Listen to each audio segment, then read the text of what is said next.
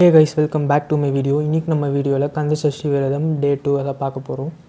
நேற்று நம்ம பார்த்தோம் முருகர் எப்படி உருவானார், பார்வதியோட சக்தியால் எப்படி ஆறுமுகம் கொண்ட ஒரு தெய்வமாக உருவானார் அப்படின்றத பார்த்தோம். இன்றைக்கி நம்ம வீடியோவில் இந்த 2வது நாள் என்ன நடக்குது அப்படின்றத பார்க்க போகிறோம். முருகர் தான் அந்த சூரனை அழிக்க பிறந்தவர் அப்படின்றது உறுதியாகிடுச்சு. அதுக்கப்புறமா அந்த சூரனை அழிக்கிறதுக்கு பார்வதி தேவி ஒரு வேலை அவங்களோட சக்தியோட குறியீடாக முருகருக்கு தராங்க. இது நாகப்பட்டினம் மாவட்டத்தில் இருக்க சிக்கல் சிங்காரவேலன் கோவில் அப்படின்ற ஒரு இடத்துல தான் நடக்குது. இந்த சிக்கல் சிங்காரவேலன் கோவிலில் தான் பார்வதி தேவி ஒரு அந்த சூரன் அழிக்க போகிற அந்த வேலை முருகனுக்கு தராங்க. இந்த வேல் வாங்குறப்ப முருகப்பெருமானுக்கு பார்த்திங்கன்னா வியர்வை வழியுது.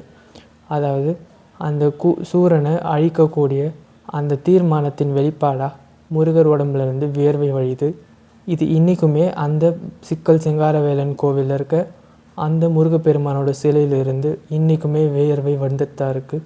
கிட்டத்தட்ட 2000 வருஷமாக நடக்கிற ஒரு அதிசய நிகழ்வு இந்த வியர்வை வழிகிற இந்த நிகழ்வு. என்னைக்கு இந்த வேல் வழங்குகிற உற்சவம் நடந்தாலும் அந்த கோவிலில் இருக்க முருகப்பெருமானுக்கு வியர்வை வரும். இது இன்றைக்கும் நடந்துகிட்டு இருக்க ஒரு நிகழ்வு. இப்போ எப்படி அந்த வியர்வையால் அந்த கோவில் முழுவதும் இந்த உலகம் முழுவதும் சக்தி ஒளிருதோ அதே மாதிரியே அந்த சிக்கல் சிங்காரவேலன் நம்ம வாழ்க்கையில் இருக்க சிக்கலெல்லாம் சரி பண்ணுவார் அப்படின்னு நம்ம நம்புவோம். 3வது நாள் என்ன நடக்குது அப்படின்றத நாளைக்கு வீடியோவில் பார்ப்போம். தேங்க்யூ ஃபார் வாட்சிங். See you in the next video.